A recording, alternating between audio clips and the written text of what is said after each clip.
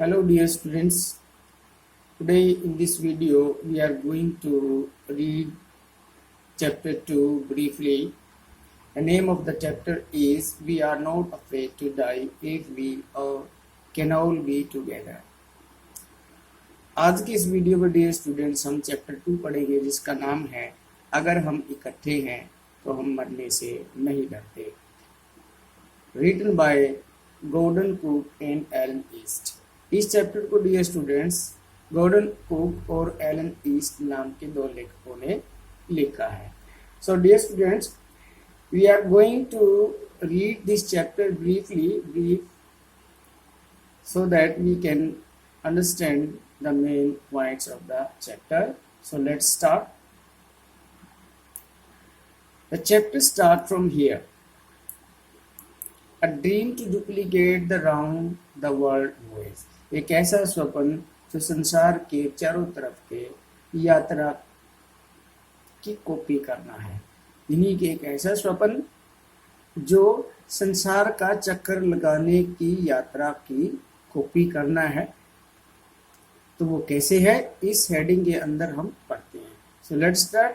The narrator, a 37-year-old businessman and his wife Mary have dreamt to voyage around the world like the famous Captain James Cook।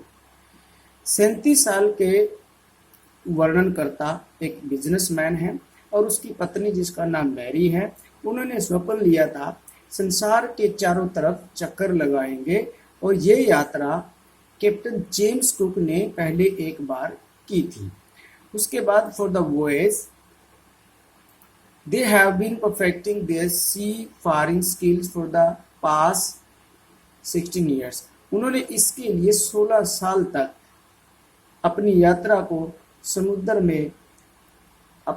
का समुद्र में practice की थी, अभ्यास किया था, अपनी कुशलता का परिचय दिया था कि समुद्र में वो कितने बढ़िया तरीके से जो समुद्री एनवायरनमेंट है उसको किस तरह से फेस कर सकते हैं। ये बातें उन्होंने 16 साल तक सीखी। 16 साल तक मतलब उस यात्रा करने के लिए उन्होंने प्रैक्टिस की।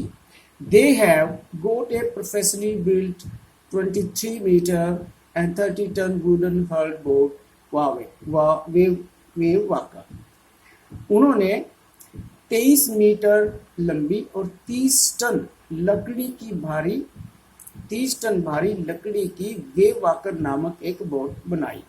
उसको बड़े प्रोफेशनली यानी कि समुद्र में यात्रा करने के लिए, लगातार यात्रा करने के लिए तैयार किया था ताकि वो समुद्री एनवायरनमेंट का जो फेस कर सके, क्योंकि समुद्र में बड़ी लहरें और बड़े तूफान आते हैं, बारिश भी आती है, ताकि ये जो बोट है सभी तरह के मौसम को फेस कर सके। The boat has been tested for months in the roughest of the वेदर्स।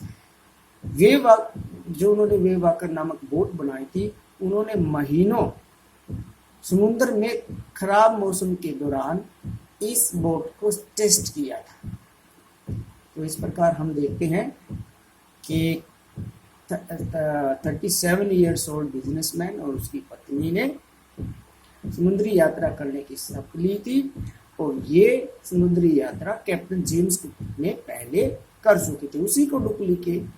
उसी यात्रा को उन्होंने फिर से दोहराने का काम किया था। इसके लिए उन्होंने 23 मीटर लंबी और 30 टन भारी लकड़ी की एक बोट बनाई जिसका नाम उन्होंने वेव वाकर रखा। और उन्होंने इस काम के लिए 16 साल तक और 16 years they practised a lot in the roughest weather. उन्होंने 16 साल तक समुद्र में खराब से खराब मौसम में अपनी इस यात्रा के लिए तैयारियां की थी। नेक्स्ट है dear students the beginning of the voyage. अब यहाँ पे उनकी यात्रा शुरू होगी, उन्होंने कैसे यात्रा की, क्या था। In July 1976 the narrator together with his wife and kids son Jonathan 6 and daughter Suzanne 7 set sail from Plymouth England. जुलाई 1976 को वर्णनकर्ता यानी लेखक और उसकी पत्नी और उनके जो 2 बच्चे, जिनमें एक जोनाथन 6 साल का उनका बेटा है और उनकी बेटी है जिसका नाम सुजाने है जो 7 साल की है, वो इंग्लैंड के पोलीमथ नामक जगह से उन्होंने यात्रा शुरू की। The initial period of the 3-year journey from west coast of Africa to Cape Town proves to be quite pleasant. 3 साल का जो शुरुआती यात्रा थी उनकी वो बड़ी आनंदमय रही। ये शुरुआती यात्रा थी, शुरू के 3 साल तक उनको कोई दिक्कत नहीं आई और वो बड़े आराम से समुद्र में यात्रा करते रहे अपनी वेव वॉकर बोट में। Before heading east, they employed 2 crewmen, namely Larry Weasel and Herb Sizzler, and to help them tackle the one of the roughest seas and Southern Ocean. पूर्व दिशा की तरफ बढ़ने से पहले उन्होंने 2 लोगों को, 2 क्रूमैन को किराए पर लिया, जिसका नाम था, एक तो लारी विजिल था और दूसरा हर्ब सिजलर था।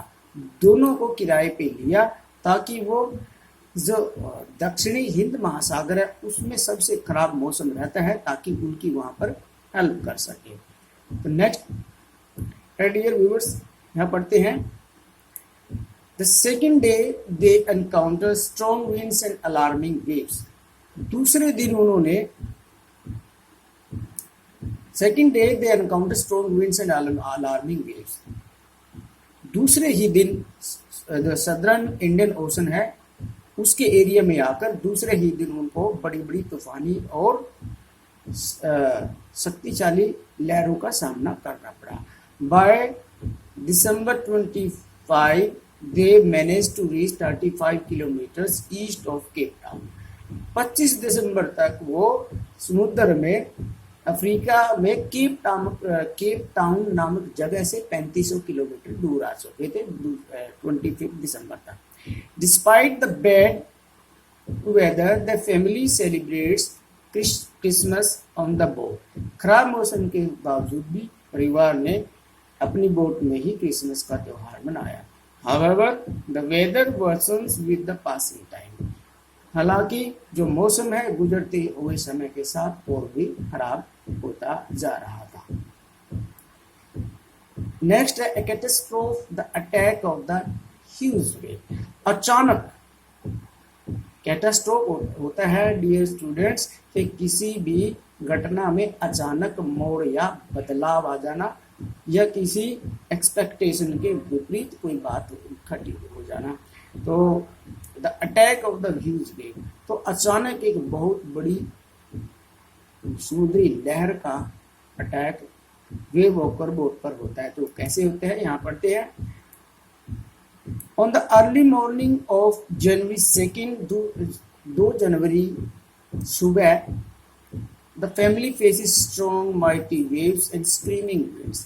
पूरे परिवार को शक्तिशाली और चिल्लाती और शोर करती हुई लहरों, समुद्री लहरों का सामना करना पड़ा। They attempt to slow down the boat, उन्होंने बोट को स्लो करने की कोशिश की। ड्रॉपिंग द स्टॉर्म जिब को ड्रॉप करके नीचे गिराकर उन्होंने उनकी जो बोट थी उसकी स्पीड को कम करने की कोशिश की। They carry out life raft drills and prepare themselves for the worst case scenario by donning life jackets and oilskins. उन्होंने अब इन तूफानी लहरों का सामना करने के लिए पूरी तरह तैयारियां कर ली थी। इन्हें लाइफ जैकेट्स डाल ली थी, ऑयल स्किन का यूज किया ताकि पानी में अगर बहुत ज़्यादा तूफान आ जाता है, वेव वॉकर डूबने के कगार पर भी हो, वो तैर सके, अपने आप को किसी न किसी तरह से बचा सके। उसके बाद later in the evening a perfectly vertical huge tremendous wave hits the deck of the boat। तो बाद में शाम को एक बहुत बड़ी ऊंची लहर जो बड़े आकार की थी वो उनके जो बोट के बाहरी डेक था बोर्ड पर उस पर टकराई। Throwing the narrator off the boat, ही और लेखक को बोट पर बहुत दूर तक परे फेंक दिया इस लहर ने। He accepts his approaching death and begins to lose consciousness। इस बात पर जब लहर ने नरेटर को बहुत दूर और झटके से फेंक दिया तो उसको लगा कि उसका अंत नजदीक था और उसने अपनी मृत्यु का स्वीकार कर लिया और वो बेहोश होने लगा था। The boat is just about to overturn, boat जैसे पलटने ही वाली थी, when another huge wave comes and turns it right back, एक और बड़ी लहर आई और उसने तुरंत इसको सीधा कर दिया। The narrator grabs the guard rails and sails into the boat's main boom. He suffers injuries in his ribs and mouth. लेखक ने तुरंत गार्ड रेल्स को पकड़ लिया and sails into the boat's main boom, और बोट के main boom की तरफ तैर के चला गया। He suffers injuries in his ribs and mouth. उसके रिब्स यानी रिब्स के पसलियों में और मुंह में बहुत ज्यादा चोटें आई थी, उसको चोट लगी थी लहरों के कारण। नेक्स्ट ऐसे है फाइट फॉर सर्वाइवल, यानी जीवन को बनाए रखने के लिए, जिंदा रहने के लिए लड़ाई। तो यहाँ पर हम पढ़ेंगे इस पैसेज में कि किस प्रकार से नरेटर ने और उसकी फैमिली ने और जो हेल्पर हर्ब और लारी था, उन दोनों उन सब पूरे फैमिली ने इस समुद्री तूफान से किस प्रकार लड़ाई की, किस प्रकार स्ट्रगल किया और डटे रहे जिंदा रहने के लिए। Realizing that the ship had water in its lower parts, he instructs Mary to take the wheel while Larry Herb pump out the water. ये महसूस करते हुए कि उनके शिप के निचले पार्ट में पानी भर गया था, उन्होंने मैरी को इंस्ट्रक्ट किया कि वो व्हील को, स्टीयरिंग को संभाले, और लारी और हर्ब को कहा कि वो पानी को पंप से बाहर निकाले। He checks on the children in their cabin. जो नरेटर है वो बच्चों के कैबिन में गया देखने के लिए। Where Sue informs him about a bump on her head, to which she does not pay much attention. जहाँ पर शू को यानी उसकी लड़की को माथे पर बहुत चोट आई थी, और लेकिन नरेटर ने, उनके पिताजी ने इसकी तरफ कोई ध्यान नहीं दिया ज्यादा, क्योंकि वो बड़ी मुश्किल में थे। पानी समुद्र के अंदर उनकी बोट के अंदर बहुत ज्यादा पानी बढ़ता जा रहा था। The narrator begins waterproofing the gaping holes. Most of the water now deviated to the side. अब नरेटर जो है तूफानी लहरों के कारण टूटे हुए जो बोट थे, उनकी बोट के उनमें छेद हो गए थे, और उनको में पानी उनको बंद कर रहा था, उनको वाटर प्रूफिंग कर रहा था ताकि पानी अंदर ना जाए उन छेद से। बट मोस्ट ऑफ, इस प्रकार से most of the water now deviated to the side, उन्होंने वो बंद कर दिया। वो छेद हो गए थे जो उनके शिप के बाहर के बोर्ड में, पट्टों के अंदर, उनको वाटर प्रूफिंग शुरू करते हुए पानी अब साइड में निकलने लगा, यानी पानी उनकी शिप यानी बोट के निचले पार्ट्स में जाना कम हो गया। However, their hand pumps blow due to debris and electric pump gets short circuited. फिर भी क्या हुआ कि उनके जो हैंड पंप थे जिनसे पानी बाहर निकाल रहे थे, उनमें काफी जो डिब्रीज मीन्स काफी एक्स्ट्रा मटेरियल, टूटा फूटा सामान जो है उनमें फंस गया था, जिसके कारण वो ब्लॉक हो गए, और उनका जो इलेक्ट्रिक पंप था वो शॉर्ट सर्किट हो गया था, और वो भी खराब हो गया था बिजली का। Fortunately, he finds a spare electric pump and connects it to an outpipe in order to drain out the water. भाग्यवश उनको एक अतिरिक्त इलेक्ट्रिक पंप मिला और इसको बाहर की पानी निकालने वाली पाइप से जोड़ दिया, और उनको इससे थोड़ी सी राहत मिली। They keep pumping and steering all night long, and even their mayday calls are not answered as they are in remote corner of the world. वो सारा दिन और सारी रात पंपिंग करते रहे। पंपिंग का मतलब है कि उनकी शिप में जो पानी भर गया था, पंप के द्वारा उनको किसी न किसी तरह से उस वाटर को बाहर निकालने की कोशिश करते रहे। मेडे कॉल्स आर नॉट आंसर्ड, उन्होंने जो कॉल की थी हेल्प के लिए, उसकी उनको किसी कॉल का कोई भी जवाब नहीं आ रहा था, क्योंकि वे संसार के एक दूरस्थ कोने में यात्रा कर रहे थे समुद्र के अंदर। इंजरीज और सुजान, तो यहाँ पर उनके बच्चों पर को जो चोटें लगी थी उसके बारे में बताया गया इस पैसेज में। Sue's head swells, Sue का सिर सूज गया था। Her eyes go black and has a deep cut on her arm. यहाँ के her eyes go black, आंखें ब्लैक कलर की हो गई थी, उसकी स्किन पर ब्लैक कलर छा गया था चोट लगने की वजह से, उसकी बाजू पे एक कट लगा था। On being asked about her injuries, she replies to her father that she did not want to bother him when he was trying to save them. पिताजी ने जब उनसे पूछा कि उनको ये चोटें क्यों कैसे लगी और उसने उसको क्यों नहीं बताया, तो उसने कहा, लड़की ने कहा कि उस परेशानी के समय में उनको पिताजी उनको बचाने की कोशिश कर रहे, पिताजी को वो चोटों के बारे में बता के परेशान नहीं करना चाहती थी। नेक्स्ट पैसेज है desperation to reach the land. अब वे किसी लैंड पर पहुंचना चाहते थे ताकि वो बच सके। समुद्र में कोई आइलैंड हो बीच में जिस पर वो पहुंच सके, वो अपने जीवन को बचा सके। The family manage to survive for 15 hours since the wave hit the boat. 15 घंटे तूफानी लहरों के टकराने के 15 घंटे तक वो सरवाइव करते रही, यानी जिंदा रहे, मैनेज करते रहे अपने आप को बचाने के लिए। The water levels are controlled to a considerable level but they still have leaks below the water line. They decide to rest and work in rotations. अब वाटर लेवल कुछ हद तक कंट्रोल हो गया था, लेकिन अब भी कहीं ना कहीं जरूर लीकेज थी जिसके कारण से पानी अंदर रहा था। लेकिन उन्होंने डिसाइड किया कि अब वो रेस्ट करेंगे और फिर बारी बारी काम करेंगे। The wave had left Waywacker in a considerably bad state. तूफानी लहरों ने वेवाकर जो उनकी बोट थी उसका बुरा हाल कर दिया था। Since it is not in condition to make them reach Australia, they decide and hope to reach the nearest island. और इस हालत में ये बोट जो है उनको ऑस्ट्रेलिया नहीं पहुंचा सकती थी, और उन्होंने डिसाइड किया, जितने भी बोट पे मेंबर थे उन्होंने डिसाइड किया कि किसी न किसी नजदीकी आइलैंड पर तो पहुंच ही जाएंगे। L Amsterdam, A French scientific base. Unfortunately, the chances to reach the island are very slim unless the wind and seas subsidize. Besides, their sporting engine had also been damaged. लेकिन दुर्भाग्यवश the chances to reach the island are very slim. उनको नजदीकी island पर पहुंचने के जो chance थे वो बहुत कम हो रहे थे, unless the wind and seas subsidise. जब तक हवाओं यानी समुद्र के अंदर चलने वाली हवाएं कम ना हो जाए और वाटर लेवल कम ना हो जाए।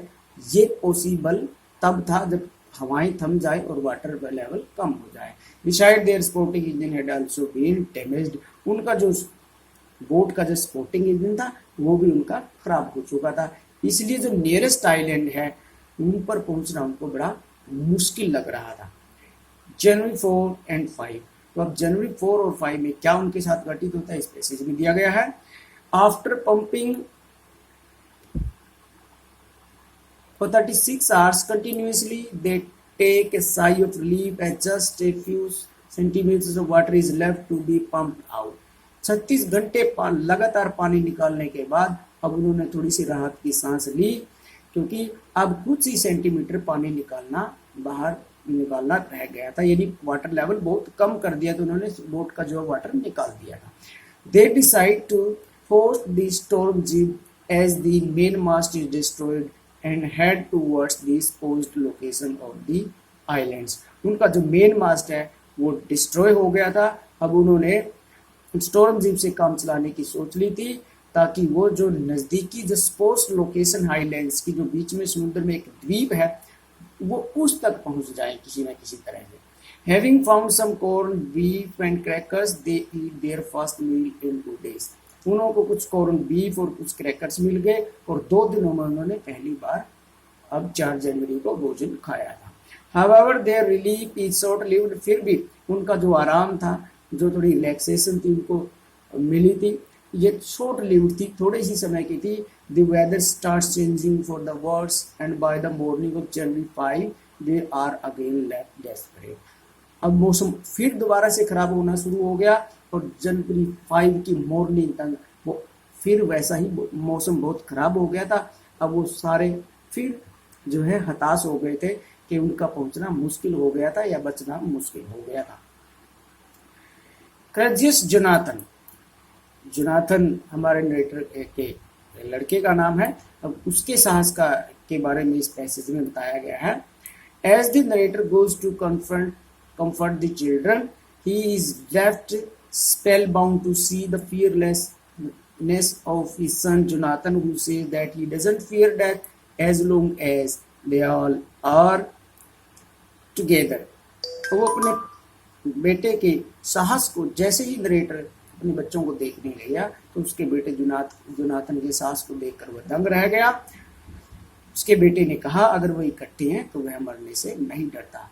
This fills the narrator with determination and courage to fight the sea. इस कारण इस बात ने नरेटर को समुद्री तूफानों से उसे लड़ने के लिए और भी उत्साहित और दृढ़ संकल्पी बना दिया। द ऑनगोइंग स्ट्रगल, अब क्या स्ट्रगल जारी रहा। He tries his best to protect the weakened starboard side. That evening the narrator and his wife sit together holding hands, feeling hopelessness and thinking that their end is approaching. तो अब narrator ने he tries his best to protect the weakened starboard side. तो लेखक ने बड़ी कोशिश की जो वीक स्टारबोर्ड हो गया था उसको प्रोटेक्ट करने की, ताकि पानी की लहरें का असर उन पर ज्यादा ना हो। उस शाम पति पत्नी दोनों हाथों में हाथ लेके बैठे हुए थे एंड फीलिंग होपलेस, और वो उनकी आशा खो चुकी थी बचने की, अब उनका कोई चांस नहीं रहा था। And thinking that their end is approaching, वो सोच रहे थे कि उनका अंत नजदीक था। But still with all moral support that he receives from his children he continues his efforts, लेकिन जो नैतिक साहस अपने बच्चों से उसको मिला था वो अपने प्रयास जारी रखता है। Fortunately Wave Walker sails through the storm. He works on the wind speeds in order to calculate their exact position. While he is thinking, she gives him a greeting card expressing her love, gratitude and optimism. तो भाग्यवश wave walker तूफानी लहरों से ऊपर से होकर गुजरती रही और नरेटर जो है विंड की स्पीड्स और उनकी जो लोकेशन थी उसकी कैलकुलेशन करता रहा। While he is thinking she gives him, जब ये सब बातें वो सोच रहा है, वो कैलकुलेशन कर रहा है, वो व्यस्त है, तो उसकी बेटी उसे ग्रीटिंग कार्ड देती है और उसका धन्यवाद करती है, एहसान जताती है और उसके पिता के मन में एक ऑप्टिमिज्म यानी आशावाद की भावना जगाती है। Though he is not very convinced, he instruct Larry to steer a course of 185 degrees, saying that they are lucky they can hope to find the island by the evening. He then goes to sleep with a heavy heart.